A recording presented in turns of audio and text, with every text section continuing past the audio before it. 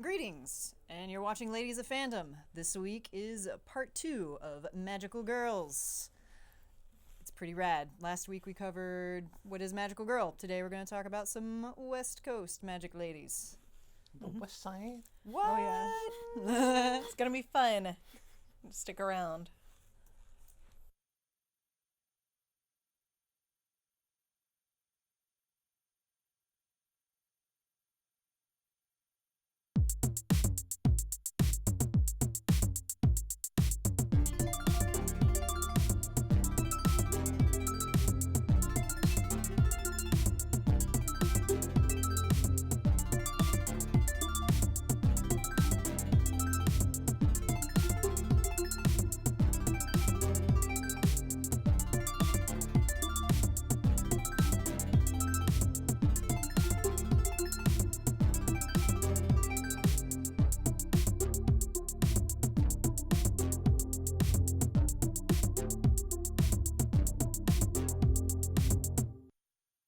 Alright, we're back. So, again, this is part 2 of our Magical Girl special. With me today, Tessa is back again. Thank God, because we missed her last week. It was a little too quiet as much as we had fun. We missed your input. And of course, with me is Alice and Alyssa, and I'm Courtney. Alyssa, I blame you for getting us all infected with the magical girl virus. I know. I'm not complaining, I sparkle. I'm not complaining either. There's glitter I kind everywhere. of like Just in the everywhere. hair. I leave a trail of Glitter. glitter at the moment. I hate You do. glitter. You do. We all Alright. do. It's like, So, it's the STD of the craft world. yes. It's So- okay. We were eventually going to get it on us anyway, so we might as well get knocked out now. So today is part 2 of our Magical Girl series. We covered last week just what is a magical girl and some of the definitions, any age restraints, which we don't have. But this week we're going to focus a little bit more on our Western style magical girls and the just the overall outcome. Like, there's a lot of magical girl stuff out there today, so I'm going to let these ladies head it off again because they know more than I do. So, you weren't here last week, so anything you want to add to last week's discussion before we get going? Yeah, there was some smack talk that basically all we were going to do is fawn over Tuxedo Mask on the episode, and we'd have nothing else to discuss. At which point I went, oh nah, and then started like in our Facebook thread being like pictures of various magical girls that aren't Sailor Moon. And so it was like I sent like, was it Sabrina the Teenage Witch and Matilda and Secret World of Alex Mack. And I mean, yeah, and it's like there's also, as per Sailor Moon, Magic Knights of Rayearth, and it's all sorts of fun stuff that's out there. And we still have to get you watching Madoka Magica. I am totally in the dark. We're going to have to bring several boxes of tissue because you're going to cry a lot. No, I'm not. Yeah, you say that now. You say that now. You say I that don't now. cry easily, but Oh no, this is hard stuff. This It's is the hard stuff. It's the Everclear, the magical girl sagas. yes. Whoa! Well, I'm from West Virginia. We drink moonshine, so bring It's- It's up It's, there. it's up there. there. it. Okay. It's up there. So now this week we're going to talk about a little more like the West Coast magical girls, like the three fairies from Sleeping Beauty, Flora, Fauna, Merryweather. They were adorable. Which we are conveniently color coded too. Yeah, we were getting ready, and I was like, I'm getting visions of Flora, Fauna, and Merryweather right now. And it fits that I'm like Flora because she was amazing. She's the Right. mother of the group. I was very actually obviously. like super way into Merryweather as a kid. Yeah. So Alice, like, we're just meant to be at this point. I know. It's a match made but- in Disney. So what are some other? How the best matches are always made. Yeah, so what are some of the other magical girls y'all think best magical girls from the Western Hemisphere? Well, Tessa just mentioned Sabrina the Teenage Witch, and very weirdly yesterday popped on TV the cartoon they made from it, Oh yeah. which is a weird thing. I recommend a little bit of it, but it's a little odd. You recommend just a dash of it? Just a dash, just okay. a taste. Just a taste. All right. To taste, Yes. in fact. Some animated shows. But that I were mean, weird. Sabrina was huge Oh, yeah. for me growing up, and it fit like right in that, not quite young adult niche for me. That it appealed to so many different people and so many different ages that it was one thing that my sister and I could agree on television, which was pretty rare. I was a big fan of the cat Salem, the Salem. voice actor. Oh, He did the he's voice of Norbert from hilarious. Angry Beavers. Can't remember that Yep. voice actor's name. Horrible with that, but anyways. He's hilarious, and, Like, and it presented a lot of strong women with the ants. The ants were But amazing. nobody was without flaw, Mhm. and I think that's extremely important as well. Yeah, I mean, there was some like, have y'all seen any of the previews for Elena of Avalor? Yes. Like one. Yes, it looks interesting. I like the perspective of it. Yeah. For the record, and I'll see if I can find Latin a. American Disney princess. Oh. Yeah, it's very cute. And not only is she a Disney princess, she's also a true to form magical girl because she has a magic wand and her dress does transform into a different outfit. Aw. And So- doesn't she have some magical animal Yeah. companion and all She's this got a other familiar. fantastical She's got a stuff? familiar- Flying jaguar, I think. It's a jaguar I think that so. flies. It's Yeah. it's some flying Something. big cat is all I saw. So that one looks like it's going to be fun. Are we missing anybody that we just want to give a big shout out to? We are missing one that's very close to my heart Uh-huh. in many ways. Mhm. I'm going to talk about Willow from Buffy the Vampire Aw. Slayer. Yeah. We've got to give props to Willow. Because 20th honestly, anniversary. watching her go from like the geeky kid that was really good with computers to this really powerful, really angry like goddess of a witch Yeah, later, Dark Willow like was very vengeance, scary. almost near vengeance level, was But amazing. she almost became a vengeance demon. Yes, she did. Like, Hoffren was like, hey, do you want to get a job as a vengeance demon? And she's like, no, I'm good." more powerful than you. I'm sorry. Yeah. Oh, Burn. snap to Hoffren. So, what's the biggest thing y'all find difference you find between Western and Eastern while we're on this subject? I think actually, just one really noticeable bit is the transformation sequence. With Eastern, it's always a big deal. It's the power up moment, and Western it's not such a big thing. It's more internal, or it's a change over time. Or like you with have Willow. that power inside you, and you just learn right, to access it's just it there, better. and it's bringing it out. And like I said, it's much more internal rather than bringing out your power with this glorious, glittery, shiny. But also, not all the Extra Eastern ones fantastic. have that transformation sequences. But yes, it is kind of an external device that gives them the power. It is not from inside. Right. From the Western, it's from inside. Or at least it's an external representation of now we're powered up. Well, Western, like most of them, it's just the one girl. She's usually like, I Right. have powers and I don't have a team or friends. But, Right. Eastern, it's like there's a whole cadre of them and they all have their Exactly. own thing. But like when it's like in the U.S., it's always like, I am like the one special person and I'm the only person who has this. And they're kind of isolated more than they're part of a team. Right. Well, and then it's dealing with that as part of their growth. Is usually that they're the only one, or when they meet another one, My it's goodness. horrible because this person's awful. Or like with Sabrina's twin, every Spellman has a twin or whatever.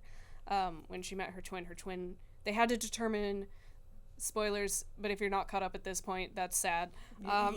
This is like her twin in Clarissa, where it's like her alter ego Yeah. Ramona. But or they Ramona, had to whatever find out who the evil twin was. Between Sabrina and I don't remember her twin's name. So they did a series of tests, and it was so very clear to everybody that her twin was the evil one, but she had to almost get pushed into a volcano for that to be figured out. But it's that kind of a thing. It's that, I'm the good one, I do all this, it's just me, I have powers, rather than, oh, my team is great, and we all have special in our own ways. And It's also very true because even in Buffy, when witches were a thing, it was normally just maybe Willow and maybe Tara and maybe a few others. Like adding a few on top of that got very bad. well, and that's a little odd to me too, is that lore wise across the board witches exist in covens, so there's more than one, but generally in our Western media they tend to Oh, Alyssa, don't you be know? we're When you have a coven, you get the craft. That's a true. bad thing. It usually Bad doesn't go thing, well bad when there's a time. coven either, but We're gonna have a some good craft covens. night. Oh Yeah. god. Wait, have you seen the craft? Yes, I actually have seen the Okay. Craft. Good. Is this another one of those? I was like, is this another one of those No. like scary movies that you haven't No, seen? I've That we're gonna seen have to The make Craft. you watch. And just personally speaking, there's a better magical woman, coven-like movie in practical magic. It's a little bit more true to what actually goes on in covens and traditional witchcraft, to the point where it's like, oh my god, for me, because the older I get and the more I get into my faith, the more I rely on that movie as like, this is a good representation of us in the media.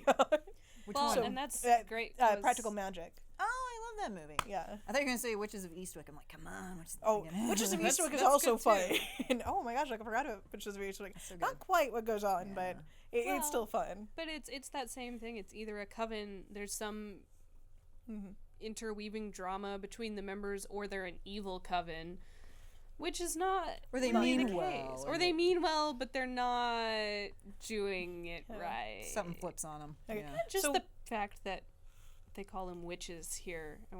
It's always a witch, or it's something with some potential negative connotation rather than magical girl, hero, yay. Yeah. So that does kind of bring me back around to another point that I wanted to ask. The French and French Canadian productions of Winx Club and Witch and a couple of others, since they're group ones, do you think they're more Western or Eastern, even though they're not Japanese? They're more Eastern because they actually have transformation sequences. They go from a human, like in Winx, they go from a human form to their more fairy form. Right. It is still from within,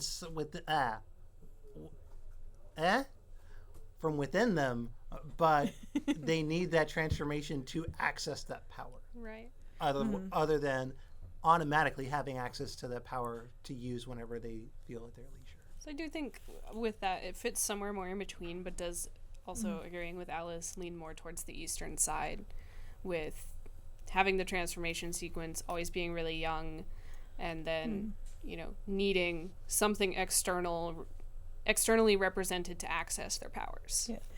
Now, I was more into Witch than Winx Club because Winx Club looked really off to me animation-wise. It's now that I'm older, I'm like, that's actually not bad, but I have no idea what's going on at all to begin with. But Witch had a really good storyline too. Do you think Western, like overall, do you think Western storylines compared to Eastern are a little stronger, a little weaker, or are they about the same? Because I know that I think every series is going to have a good and completely bad depends days. on the series. I mean, Western stories have more of a focus on that person's internal struggle and just about them overcoming their personal obstacles to becoming who they are. And a slow growth, a Well, slow transformation. In the Eastern, it's always about overcoming that hurdle. It's a physical hurdle in front of them. Like, what this big next boss dude we have to beat, or, not fawning over Tuxedo Mask the whole time. You know what? Sometimes you just need to fawn over Sailor Uranus because Sailor Uranus is hot. Yeah, That's, yeah. just throwing that out there. or Venus, Jupiter. Jupiter. Jupiter was amazing. We don't have Jupiter with us today because, Because I didn't bring her. yeah. Alice. Oh well. I'm sorry. But we didn't want to risk her any more than she's already been raised because she's a gorgeous model. I just got sidetracked. Yeah. Anybody want to add By anything Sailor here Jupiter before I sidetracked. take over? It's like, I know she's hot, but she's not that hot. Damn. I don't know. Some people here would disagree. I don't know. So anybody want to add anything? Because I have obviously lost my train of thought. The night that I couldn't come, I was stuck home sick watching Matilda, and I think I sent you guys feverish videos of me making fun of the movie. Yes, I think I remember this. But I loved Matilda so much. I mean, so this is a girl who's underappreciated. Her family doesn't notice her and how smart she is, and it's almost beyond just a magical thing as far as like her unlocking a part of her brain that isn't normally used because she's like really Super advanced. intelligent. Yeah, she's super intelligent. So it's kind of that angle where she's unlocked this part of her brain and is able to like basically have telekinesis, and it's super rad. Yeah, I have to give props to Roald Dahl for this one. The Roald Dahl does blur the lines often between human capability and genuine magic, like Charlie and the Chocolate Factory and all those, or Willy Wonka, whichever version you're talking about. Don't remember which version is that the actual book name, but one of those. It's Charlie and the Chocolate. Charlie and the Chocolate. Thank you, thank you. You're But welcome. is that something that's very prevalent in more Western magical girls? Is more family drama than necessary, maybe. Yeah, I mean, her dad was the one that pushed her. She, like, eventually, she finds that she's able to unlock her telekinesis through negative emotions from her father figure. So she's like, basically, we find out that Matilda is a Sith. Like, she unlocks her powers through anger. Wait. Are we gonna jump into the Sith or magical girls? Because I'm on board. Seriously, I'm all for That that. would explain but I it mean, all. it's also going into Star Wars a little bit lately with even just Ahsoka. It's a very Fine line. when you pull it into the realm of thinking about it as a magical girl, she has some very similar struggles in the Western fashion. It's very focused on this person, although there's not so much family drama there because, you know, every There good is- character doesn't have a family. There is family drama because little it's her Adopted adopted family, family of basically. Obi-Wan and Anakin that Which, have of the course, problems. is drama. Is that could be the new shirt instead of ghibli, drama? Yeah. Question Yes. mark? Question mark. Drama Sith. Drama llama. Anyway. Anyway, ghibli. Drama. But going into Star Wars a little bit, and with Leia too, there's some of these powers that through their struggles and emotions they unlock, and just because there's a system for these powers to already exist in this universe, I don't think that discounts their potential magical girl status. No, Well, Rey would definitely not. qualify as a Just magical like girl. it doesn't discount Princess Leia's Disney princess status. No. Exactly. So, okay, that actually does bring up a point. The Disney princesses that do have some amount of magical power, like Rapunzel and a couple of others, would you consider them even like remotely magical girls, or by default since they're princess? No, because with Rapunzel, it's not necessarily within her. It's in her hair. Right. It was. Yeah. It was. Well, I mean, it was literally born into her, but it's not a latent power she contains. It is contained by her hair, and when it's cut off, She it goes away. loses that power. And she does regain that power. That's not a spoiler. That's in every single preview of the new short movie and animated series coming up. If it's on a trailer, it's not a spoiler, guys. Yeah. So don't pout. If it's in the trailer, Not a okay. spoiler. Yeah, not a spoiler. But she does regain it somehow. I'm not even too sure how she regains it. I'd question that. Some side eye there. What was this about? But All right. But so just by default that they're a princess. No, you think? Well, I mean, they can talk to animals. I mean, It literally in Snow White's case almost. Yeah, and then they can sing to them and call them, as familiars. I mean, Disney. I mean, case in by Cinderella's case. case, they even blind her family. Yeah. Yeah. We're not talking And make her about clothes. the actual Grimm fairy tale version here. We're actually Oh, about but Disney can't princess. we, please? Well, it's good. The Grimm and Hans Christian Andersen versions of fairy tales are amazingly beautiful, but very, very dark and Grotesque. sad so sometimes. Belle wouldn't be considered magical, No. and then Ariel, no, not technically. She's a mermaid. She was transformed into Well, a human. every magical thing that's happened to her and every transformation was by someone else. So actually, we can extend that argument. Was Ursula a magical girl? Ursula was a rejected magical girl. Ah, We could go there. yeah. Poor do that. Ursula. I mean, she got just because she had powers, she got like shunted off. So I think actually there's more of an argument for villains or perceived villains being magical girls in Disney, Yeah. like Like Mother Maleficent Gothel. and Mother Mother Gothel. Gothel. No, Mother Gothel was straight up villainous though. There's Yeah. no getting Mad around Madam Mim. that. Oh my god! Yes, yes. I can be beautiful, I can be fair. Yes. Long purple voice, or long purple hair, silvery voice, I think is her Yeah. song. Anyways, whatever. So I and not all magical girls have to end up good, as we know from many Eastern examples. We're not citing them today. Yeah, no. We're not there are too citing them many today. to list. Spoilers, Spoilers, and also spoilers. that will be Alice's shirt. Ghibli, spoilers. Spoilers. I We'll figure it out. yeah. we'll get this pinned down at some point. Yeah, we'll get this. So, like, any last thoughts? Like, That Bippity boppity boo. Besides that, we really like magical girls. I mean, Yep. no matter what side of the coin, either Eastern or Western, both kind of send the same message of empowerment to women. Yeah. It really doesn't matter which one's better or which one, or oh, this one does this and this one does that. They're kind of, in a way, sharing the same message. All right. So I think that's a fair enough point to make. I think we've covered this as much as we can in our time constraints. We might have more thoughts to add to the Facebook page later. But with that, next week we're going to hit another hard-hitting subject, maybe a little harder than this one, gender and stereotypes in comics. And this one is going to be another 2-part episode because, like Magical Girls, we could talk for hours. We have talked for hours about this subject.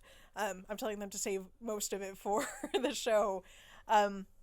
But that will be on next week after fan service. So with that, we bid you all adieu. And hopefully next time we find the cure to the magical girl virus. Maybe. Maybe. We'll get inoculated. Or, we just might Or, keep it. we just rock it. Yeah. Yep. Yeah. Just save the universe. Why not? Save got the nothing else universe to after do. we film our show. Yes. Every Yes. Thursday. Every Alright. Thursday. Every Thursday. Thursday. Don't forget to like, share, and subscribe if you're watching us on YouTube. If you're not watching us on YouTube, take a screenshot of your TV and share that on social media. We will appreciate you forever. Look at these crazy people on the TV. I know, yeah. Yay! Why not? Hey, Mom, I'm on TV, kind of thing. I've made it. I'm on public access. Woohoo! Yes. With that, I'm Courtney. Anybody else want to say their name, or should I say your names for y'all? I'm Tessa. I'm Alice. And Alyssa. We're Ladies of Fandom. Y'all have a good night. Good night. Bye.